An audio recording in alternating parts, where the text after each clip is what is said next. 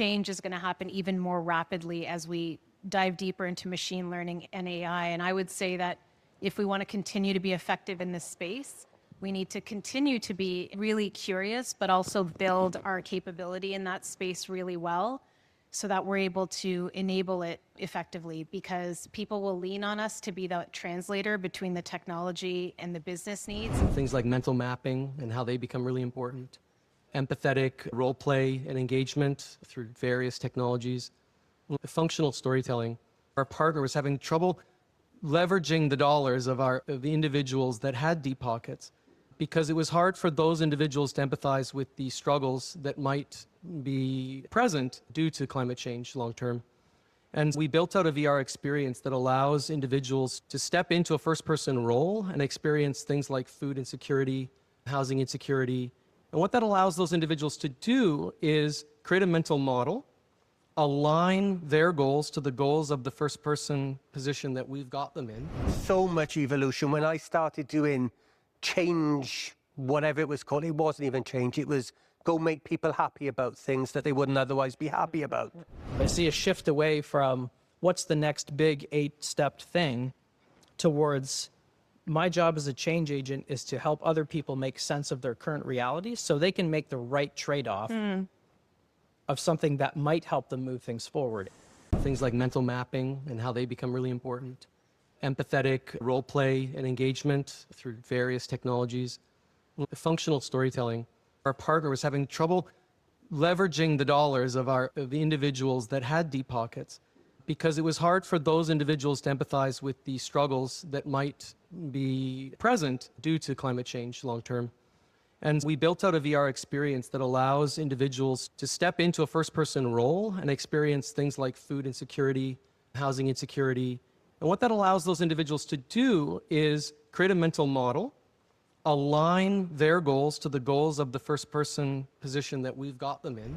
So much evolution. When I started doing change, whatever it was called, it wasn't even change. It was go make people happy about things that they wouldn't otherwise be happy about. I see a shift away from what's the next big 8-stepped thing towards my job as a change agent is to help other people make sense of their current reality so they can make the right trade-off of something that might help them move things forward. Welcome to Change Leadership Conversations, where we dive into what it takes to lead change in today's disruptive and fast-paced world. I'm Yvonne Rukia-Kwavete, founder of the Change Leadership. We curate change leadership training, conferences, content, courses, and community to support professionals and organizations. This conversation comes from the Change Leadership Conference, where we discuss the future of change management. I'm joined by Manisha Paliwal, VP Enterprise Change Enablement, Myles Bartlett, Associate Dean at Sheridan, Rich Batchelor, Global ACMP President and Chief Change Agent, and Jason Little, CTO, author, and founder.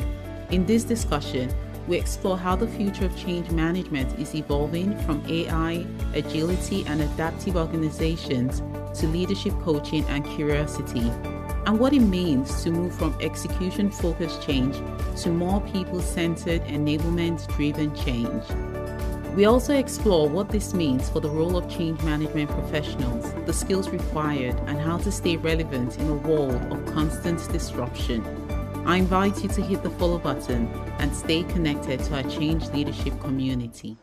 So Ask the Panel is really going to be about asking those questions in terms of how the future of change management is evolving. What does that mean for our future or our career? From AI to change management, to how are we evolving. I'm going to do a bit of introduction in terms of why I have each one of them. Myles does really great stuff with VR. What does VR have to do with change management? We're going to be talking about that and how he's using VR to lead change differently. I'm excited to have Myles Bartlett from Sheridan join us. I've already introduced Rich. Rich has been doing this change stuff for years. Let's not age you, right? I was only that high. Also, he actually trains globally. So he brings a perspective of how change, the future of change management from a global perspective, because he travels, he does training in different countries in Europe, North America, even Africa, right?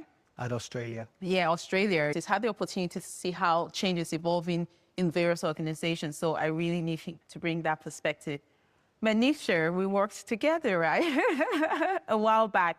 Just talking to her, and when she spoke about how she was doing change differently, how the organizations were doing change differently, how she was supporting her leaders doing change, but it was different. It wasn't the same old, but bringing in different perspectives. So it was like, you had to be on here.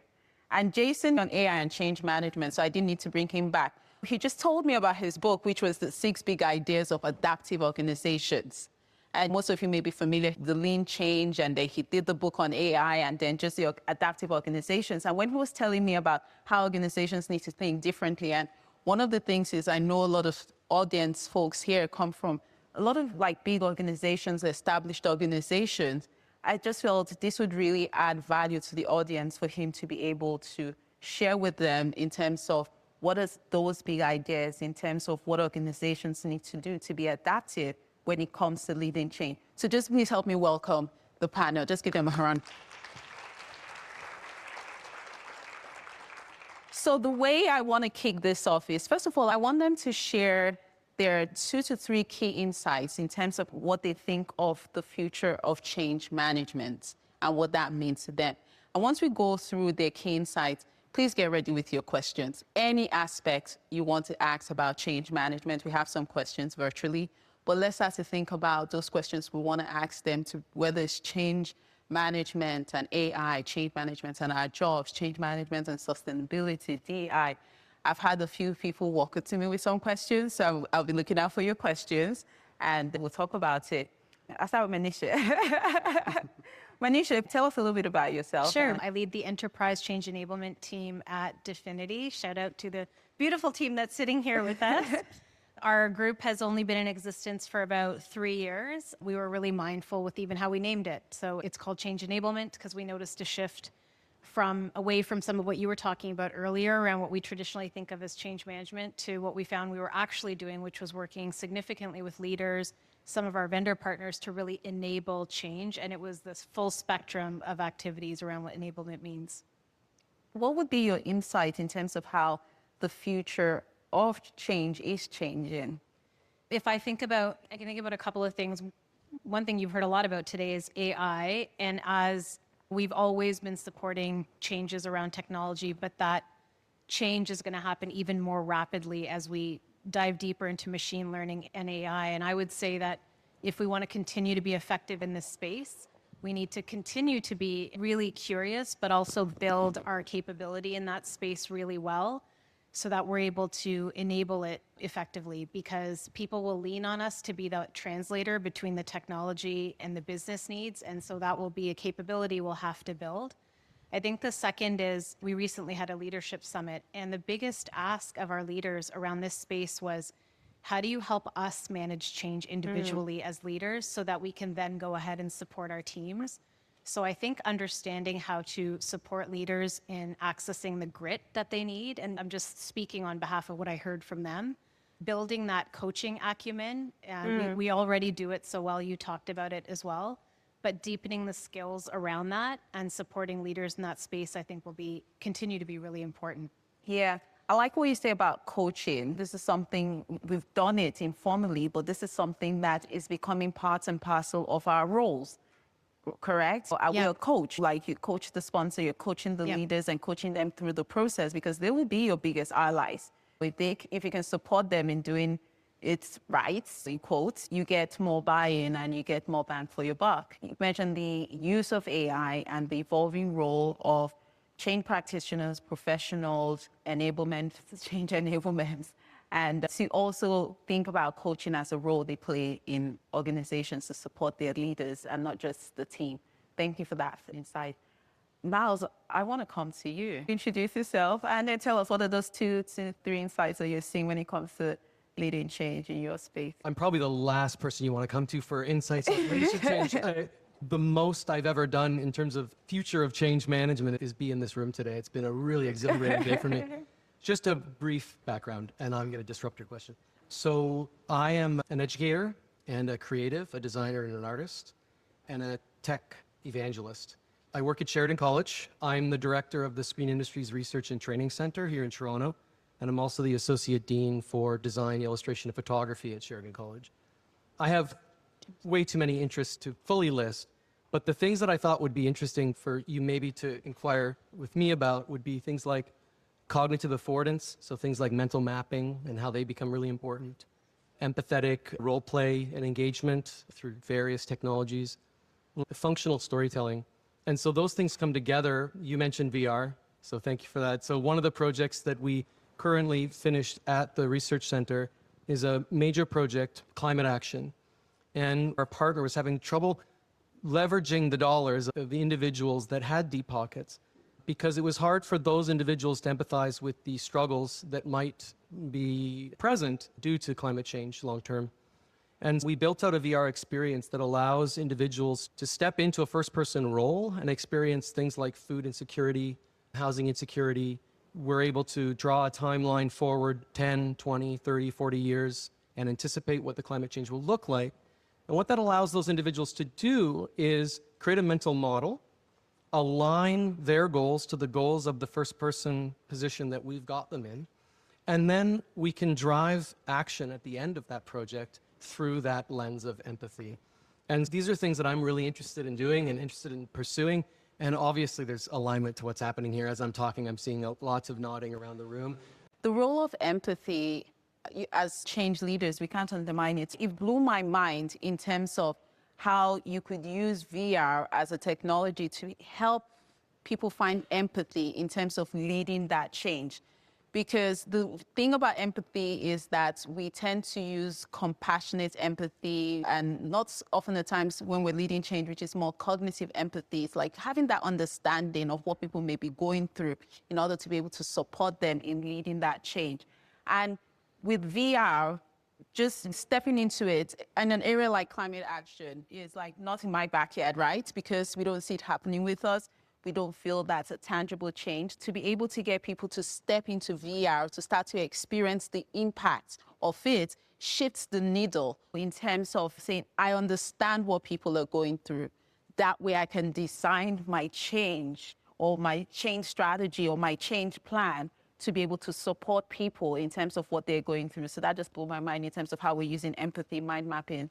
I'm looking forward to questions for you from the audience in terms of how VR was able to help drive that change. Rich, I want to go to you. I'll own up. It's 30 plus years I've been doing this change stuff. It's okay. You can age me. Because have you seen it evolve? So much evolution. When I started doing change, whatever it was called, it wasn't even change. It was go make people happy about things that they wouldn't otherwise be happy about.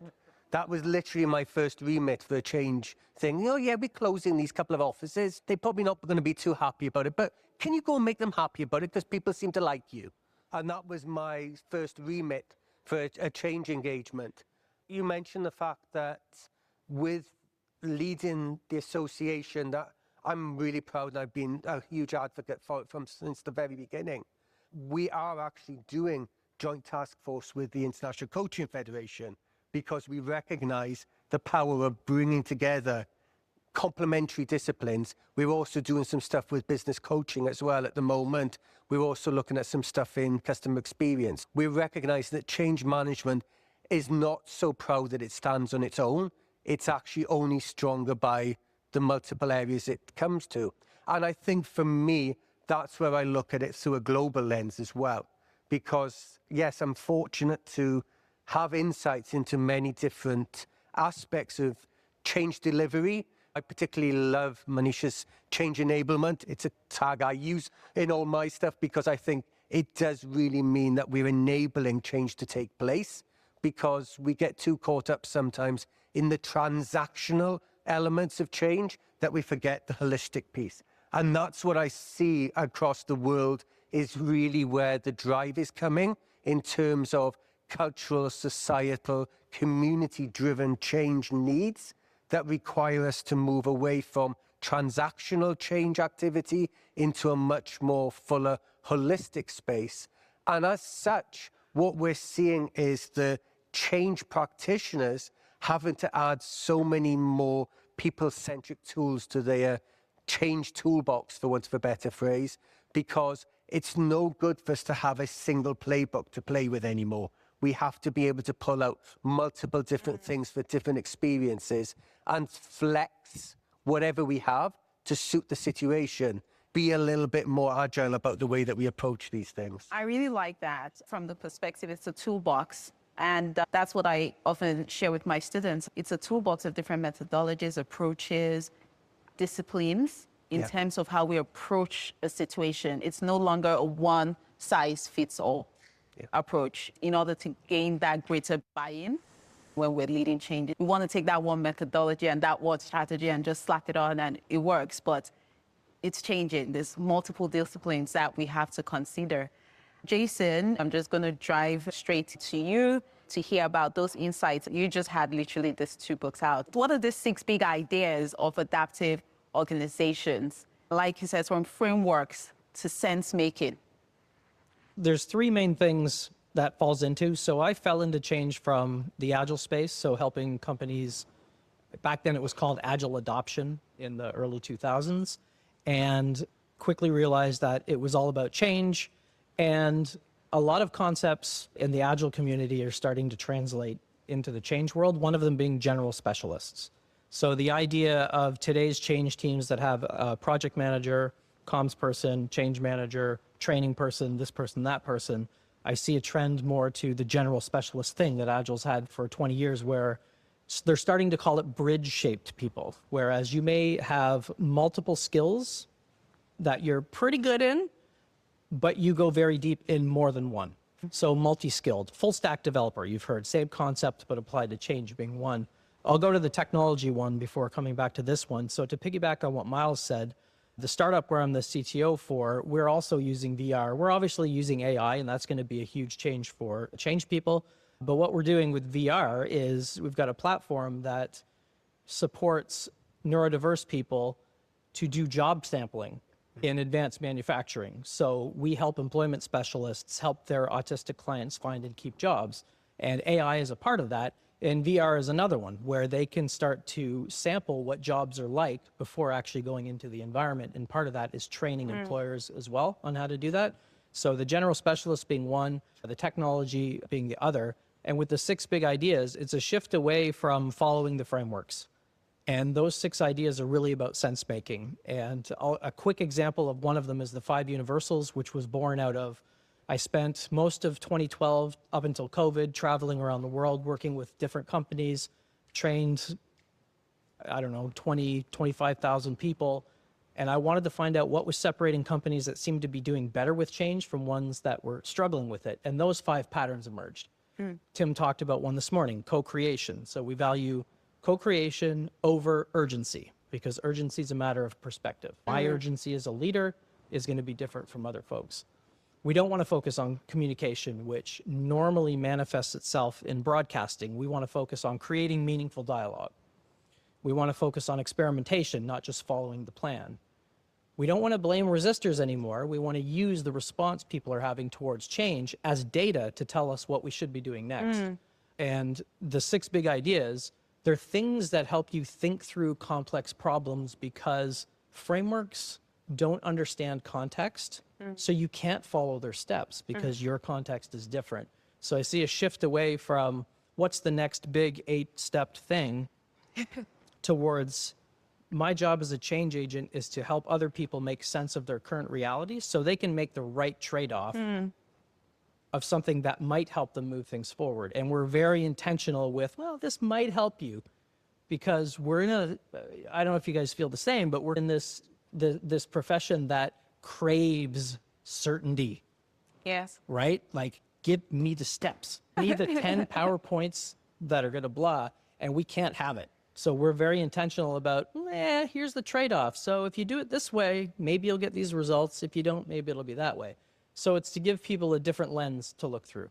Yes, and thank you for that, because it so fits into the theme for the conference. Like when we think about disrupting status quo, one of the things I kept on saying is about leading change differently. We're not throwing the baby out with the bathwater. We're just, how do we do it differently? So communication is still important, but how are we doing communication differently so meaningful dialogue, it's a type, kind of it's the co-creation, the collaboration. So not saying that these things don't matter, it's just how are we doing it differently. One of the things that I'm hearing, we're coming to a place where we're learning to live with uncertainty versus that risk. When we think about things change is going to be uncertain. It's how do we learn to live with that, especially where we're evolving to.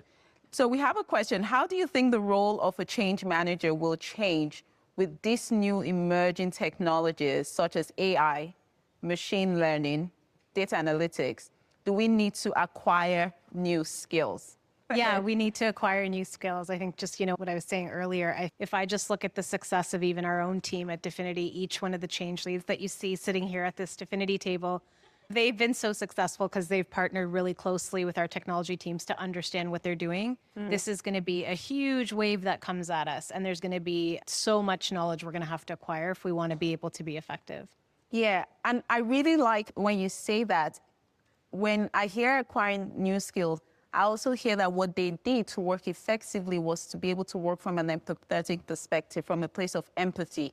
If we're going to be working closely with these people, let's understand what it is that they're trying to do so that we can support them as partners. And that's where the value of learning those new technologies come in. But what about even using these technologies for our role? Do we need to acquire skills in data analytics, in AI? Yeah, I think it's more our stance towards it, because I showed a couple of people some of the change team AI things, like in some of the breaks, and you don't have to be technical to do some of these things. You have to be naturally curious and a good facilitator. And the technology, I think you can harness things like, I was in Sweden about 10 years ago. We did a Lego Serious Play session with about 180 people or so. 24 change people were facilitating that. And we had 4 whiteboards filled with sticky notes. So if you've ever been to the Nordics, they like their parties and they like their rock music. So while the party is going on next door, we're manually going through 300, 400 sticky notes to try to make sense of what did people get out of these 3 themes and what do they want to do next. We could have taken pictures of those and then went out to party. So like, it's going to make sense making so much easier and free up a lot of our thinking to actually do the stuff that we're brought in to do, which is work with people. To me, I call AI my thinking partner. That's what it is for me. I can throw in ideas, it spits out ideas, we brainstorm together. Yes, I said we, I haven't given it a name yet, Sajid, but it is a we. Literally my partner and brainstorm things. It reduces the time significantly. And we don't need to learn AI, but we just need to learn like prompt engineering to be able to use something like AI to support us. You'd be surprised if you put in a lot of context. Jason mentioned with your prompts how give it the background of what it is that you're doing, what you're trying to achieve, and what some of your challenges are. Give it that much context and just put it in there to say, what should I do next? This is what I've been thinking about doing. And then it spits out the answers. But it's the old technology term, GIGO, garbage in, garbage out. If you don't know how to use the AI generative tool or the prompt engineering, you're going to find it frustrating because it's going to give you answers that you didn't even think possible. So Myles, I want to go to you. Yes, you're ready to answer that question. Yeah, I was just going to maybe force multiply a little bit of what Jason said there and say that curiosity is really important. I think that one of the things that really inspired me about the kids that came up here and spoke earlier was that they're ungrounded or unburdened by trying to maintain any status quo. So yeah, great, they're kids, but they're also unburdened by all of the concerns that we have. And so what you can see is the application of their curiosity. And the application of their curiosity is rooted in all kinds of activity. She was saying, oh yeah, and I stayed up all night and I watched YouTube and then I learned this advanced physics and then this algorithm. That's just curiosity. That's just, I have this thing I want to try to do. Like I want to bake a cake. I'm going to find a recipe. I want to figure out how to do quantum computing. I'm going to watch some YouTube videos. I think the problem that many of us have is that we're rooted in holding on to the status quo and just incrementally moving the dial. And that can be difficult when we're talking about such an incredibly disruptive technology like artificial intelligence. Some of you may or may not be following the developments closely. This is not little bits of change. This is massive change. This is fundamental change. And to me, when we ask if we need to develop some new skills, I don't know if it's about developing new skills. It's about going back to what gets you here. You're all leaders, and you're all leaders for a reason, and leaning into those things and applying them to the technology. So if you have curiosity, it's curiosity. If you're a hands-on person, it's trying the technology. If you're a critic, it's sitting with those people and critiquing their use of it so that we can think about ethics and so on. So to me, it's daunting to feel like you have to learn a new thing. Yeah. It's more about leaning into the thing you're already good at and applying it to that technology, because we all have to get there because it's coming for us. So we have to be there and meet it where it comes to meet us. Yes, when you're talking, my visual right now is just below the water, what we can see. There is so much change happening, and we are only seeing just a little bit of it in terms of how technology is going to significantly disrupt things. But I also like, Myles, the approach you're saying. You're not saying go out there and learn data analytics, learn AI, learn all those things. Just be curious about it, to explore what is this about. So especially if it takes your interest. Oh, I'm into data. I really like data. Let me do this with purpose. It's curiosity. And I love how you've brought the angle of curiosity. Change management and project management has had an, in quote, interesting relationship over the years. Where do you see this headed in the future? The interesting relationship between project management and change management. Rich, let's start with you. Yeah. It's an interesting one because you can't talk about the relationship of project management and change management without talking about the relationship within project management and within change management. And I think this is where I have had many challenges. I'll give you a quick synopsis of my inner brain on this over the last probably about 20 years, I would say. We started off with project management being about delivering a change. That was what it did. It gave an output, a thing, a substance, something. And the idea of the people side of the project management was either that's a business problem, or two, it's, well, they've just got to suck it up and get on with it. There wasn't that recognition of the people side. But what we have to also think about is that predominantly project management at that time was a very traditional, sequential, waterfall, input, output, box checking thing. And what's happened is change management has been recognized as addressing the people side of projects. But actually, from my viewpoint, change management is about addressing the people side of existence that happen to include projects sometimes. And we've seen a groundswell of agile approaches within the project management space. And I remember probably about 11 years ago having a conversation with somebody about, so when do you think this agile fad is going to wear out? And I went, it's not a fad. It's here to stay. It's about whether we want to actually embrace it or whether we want to push against it. Because I can assure you, change people are the worst people to change. Yeah. I think Jason mentioned about the fact that they like this security, this stability, this give me formula, give me process. They want to change, but they don't want to be changed. Yeah, exactly. But I will say that's because we've been our own worst enemy. What we did when we first started bringing change management activity into the space of organizations was we tried to replicate project management. We tried to bring change management in from that traditional waterfall cascading input-output approach.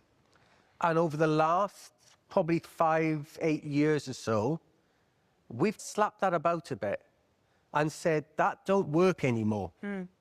We've actually said, the only place that kind of works these days is probably in the construction space because it's a bit difficult to actually keep knocking down a building and giving it another go every time. There are elements within the procurement piece and stuff that you can bring the agile in.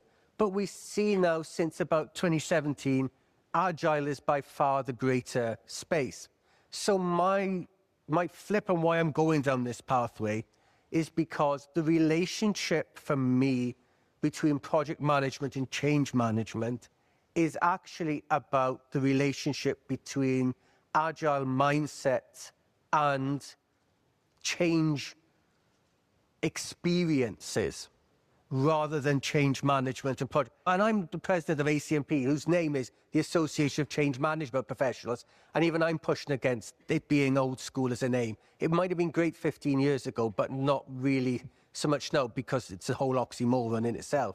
But for me, I think where we're moving forward in this relationship is we're moving towards a relationship of coexistence, collaboration, and support for each other, because I don't think it's necessarily a merging of the space, but I think it's a collaborative cooperation of the space between agile and change delivery, shall we call it?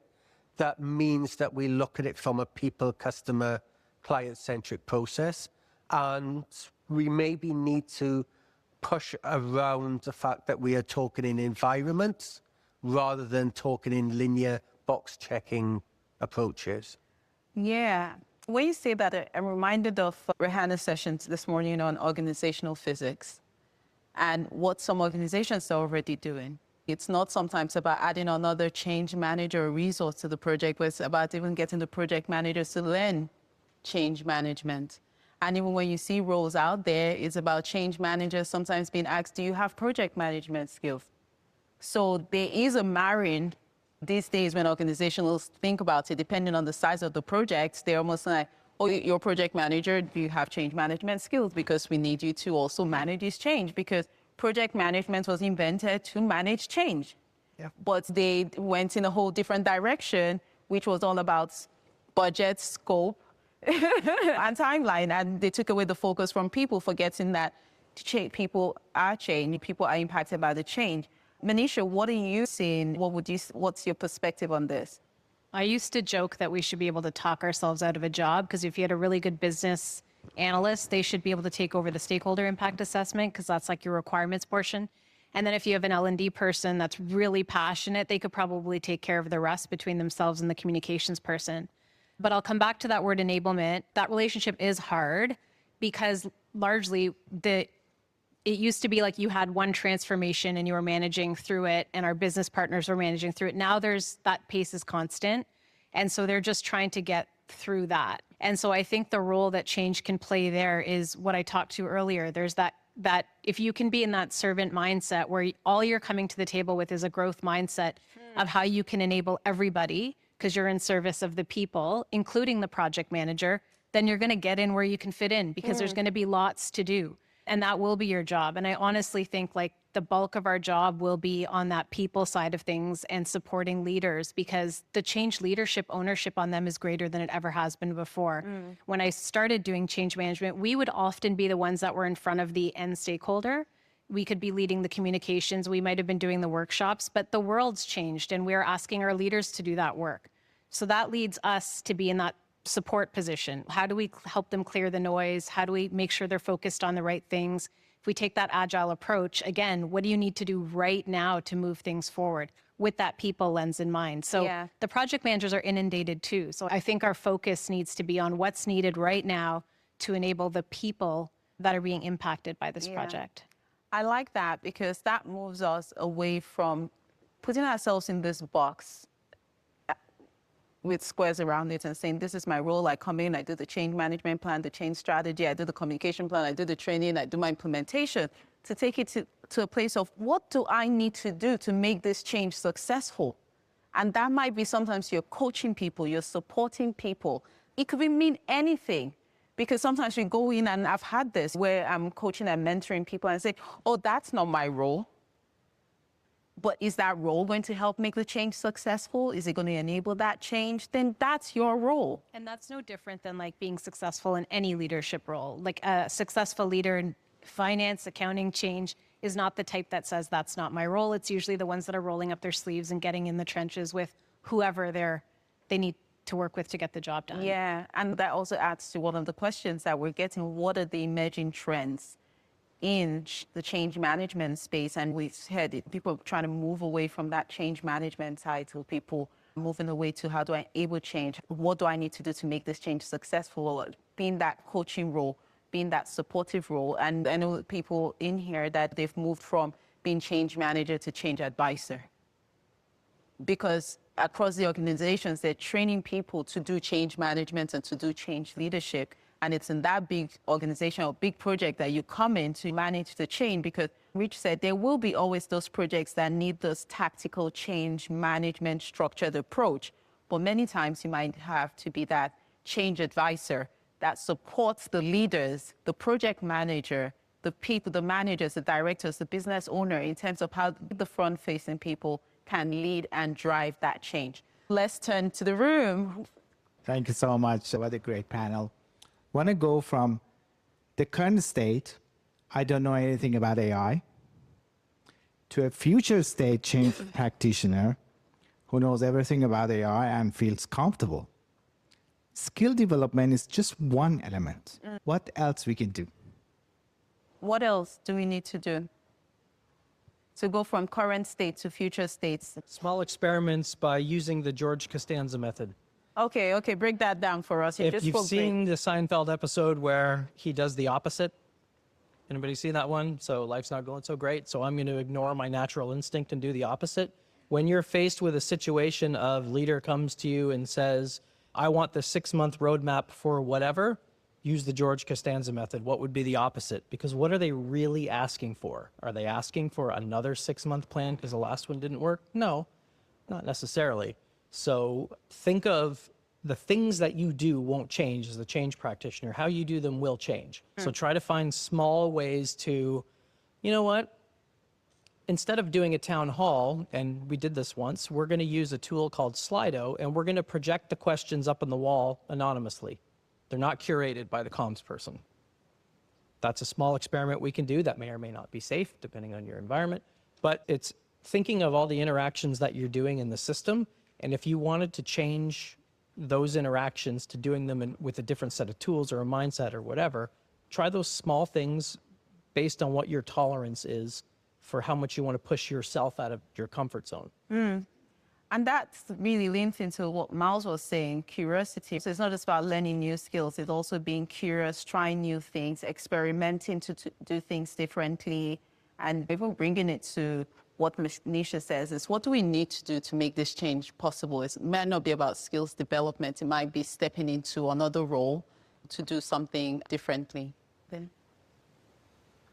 Questions around AI, and for big organizations like RBC and BMO, how do you get past all the firewalls and the bureaucracy of the business itself and then not leaking our information out there? So how do you deal with that?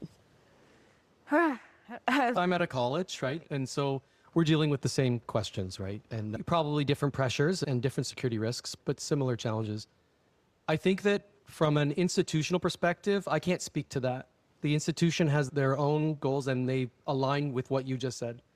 But those of us who work within the organization and those of us who are involved in innovation and change realize and recognize the importance of understanding artificial intelligence, understanding how policy is being shaped, understanding the current use cases and what are future use cases, right?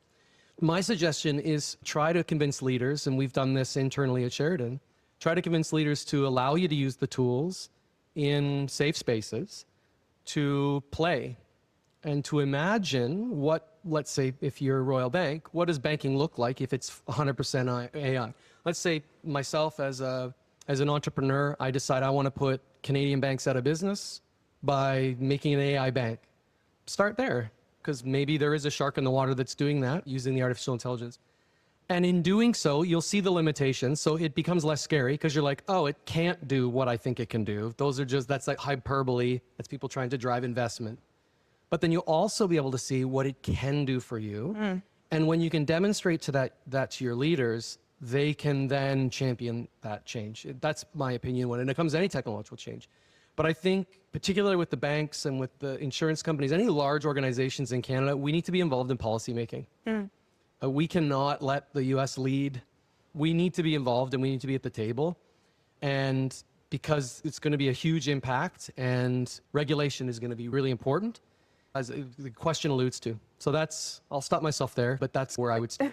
And one of the things I wanted to add there is it's a shift in mindset. Because many times we're looking at what's the damage AI could bring, as opposed to us thinking about how do we overcome the potential damage. You know what I found very interesting? Who knows here that when calculators were first introduced, that there were protests around, people were protesting worldwide, do not introduce calculators, it will damage children and their learning ability. They were actually live demonstrations against calculators. And that's the same thing that you're going to see with AI, whereby people are bringing in things against AI, as opposed to saying, AI is here to stay. How are we going to adopt it? And you have organizations like ChatGPT, Microsoft, Teams, all of those people who are bringing in AI for organizations to protect privacy. So that's how organizations overcome that. And you do find that there are organizations who are already putting policies in place. And those are the innovative organizations that are saying, AI is here to stay. We're going to use it. How do we use it, as opposed to how do we stop it? All technological adoption follows a basic sigma curve, an S curve, right? And at the beginning, you've got academics, folk like myself, doing work on it in our dark labs. And then all of a sudden, it becomes something that people can use a little bit. And all of a sudden, that S is a complete vertical. So if we think about something like the adoption of streaming MP3s, LimeWire, we're of that generation where all of a sudden getting free music on the internet was a thing, yes? And it's illegal, and it's against the rules. But did all of us do it? Most of us did. AI is not that different from that, right? It's now in that phase where we're in the LimeWire phase. But then all of a sudden, enough of us use it, enough of us feel comfortable with the technology, and there's companies out there that are finding ways to monetize and create new business models around that technology. So you've got the Napsters of the world, the Apple Musics of the world, the Spotifys of the world, and all of a sudden there's a paradigm shift. All of a sudden, everybody listens to MP3s and nobody has any physical media anymore. And with AI, we're in that really steep vertical, I think, personally. And I think we're getting towards the top where there's some application, but it's still really not there. So again, I think the opportunity exists for us to be in that space, and it's very exciting. Okay, Esther. Before, I want to build some context. So for us as a team, the way change enablement management has evolved for us is we've gone from people thinking change management is just comms and training to a place where we've actually been able to prove that the value of actually driving adoption is engaging your people. But as we think about what's coming organizationally and how much there is, so you mentioned how transformations are so many now. It's like everything is on steroids. There is fatigue and saturation that's happening across organizations because it's not slowing down. Then layer on top of it all of these technological advancements that are happening. So for us, we're starting to think, first of all, we need to think about how change management needs to go from execution focused. It's, I need to land this 13 project, to people-centric. What is the change that we're introducing overall? And how can we bring people through that journey irrespective of what the change looks like? Because we're all feeling change as an entity. That's one part. The second part then is, how do we then make sure it's not heavy? So sometimes we think the value is in going back to make sure we have all these elaborate communications and training that people need to go through. How do we go from standardized to fit for purpose in a way where it's in the flow of work? It's like not an added burden to me. It's in service of me going about my life. So that's the second part. Now, bringing those two things together means we're driving a cultural change in terms of how we do change. For that to happen, then we need to make sure that we're establishing networks across, for an organization like mine that's multicultural in 60 countries, networks where that's not us showing up in those places. And I know, Manisha, you mentioned about how leadership is very important to drive that cultural change. So if you could advise us, how do we activate our leaders to help us drive that culture change that we're looking at, where we need to switch off from being project change managers to people-centric change managers, also considering the fact that change management now has to be fit for purpose, not a whole, to your point, PowerPoints and decks that people need to consume. Not reading that stuff anyways anymore because nobody has the time. So to answer your question really simply is just stop doing the things that you think aren't working and start doing the things you think you need to. And so that requires courage, because if your leaders aren't used to you being in their face a little bit, you'll have to take them aside and then really invest the time with them, because everything's changed. Like we're not the ones in front of the people anymore. The people don't want to see us. They want to see their leaders. So you're going to have to pivot and spend a lot more time with them, telling them a story that's compelling. And really only, honestly, just focusing on what you need right now, because nobody has the appetite to absorb more than that right now. And you don't have the capacity to create more than that right now. And the leaders don't have the capacity either. Yeah. I'm hearing empowerment in there. Yeah. So we have to start to empower others. Ourselves. Yeah. And that empowerment comes simply through things like, how do you empower them to be change leaders? How do you empower them with the skills that it is that they need to do the work in your absence? Because you're not always going to be there. Like you mentioned, the network. But when they're empowered, the mindset, the tool, the skills and everything, they move as opposed to being held back. How do you balance out agility and speed of change with the practicality of it? Sometimes you probably need to artificially slow down the change management process. Sometimes you have to go slow to go fast. Yes. So how do you do that? How do you balance? So maybe that's a good question across board. How do you go slow to go fast? How do you do that balance? How do you do it practically and tactically? So here, priority management, and I advocate for we plan in shorter time horizons in smaller chunks more frequently. Because it's not like we will say things, the pace of change is increasing. Disruption's at an all-time high. There's constant disruption. That means we need to be ruthless about prioritization. And an example would be, what are the 3 things I need to do this week to move this change one step forward? End of the week, what happened and why and what's changed? Beginning of next week, what are the 3 things? Get in a groove and get in a rhythm. You don't have to call it agile, you can call it iterative, but the whole point is if we're constantly having changes thrown at us, we have fundamentally a prioritization problem. And agile is spectacular at dealing with that because we want smaller pieces of work more frequently, shorter time horizons. Yeah. Rich, let me give you that as we round up, and then we're going to round up the panel, and just a last word from everybody on the panel, and just think about what's that one word or that one phrase you want people to leave with when we think about the future of change management and how it's evolving. So Rich, you can also answer that question or give us your final word at the same time. Building on what Jason was just saying as well, we need to be not trying to do everything all at once. And we need to be looking at what do we need to do now? And that's important, those 2 words, need and now. Not what would we like to have in the future, because by the time we get to the future, 47 other changes will have come along. So why do we think that we can predict that future state all the time? And I get very frustrated that we have these conversations of, so how can we quickly get to the 6-month line? And I'm like, you've just said a contradictory term in that statement. There isn't a 6-month line. There's maybe a next Tuesday line, and then we'll look at what needs to happen then. So I think that piece, building on what was just being said in terms of whether you call it chunking, iterative building, I've heard all sorts of terminology, whatever works for folks there. My one word for taking change forward, Self. you can't change anything unless you change yourself. Love that. You have to start with self. Thank you. Myles?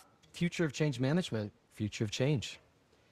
I think we're going to have to get creative. So I think creativity is definitely in there. I thought you were going to say curious. Well, I've already said that, so I get 2 words. I would have said curiosity. Okay, curiosity, I like that. I would say the same. Curiosity? Okay, so that's a resounding vote for curiosity. Thank you very much. Thank you for listening to the Change Leadership Conversations. Be sure to hit the follow button, leave us a review, and share this podcast with your team or fellow change leaders, because leading change is better when we do it together. For more insights about our Change Leadership Training, Change Leadership Conference, or free resources to help you lead and respond to change, visit thechangeleadership.com. Until next time, keep leading change.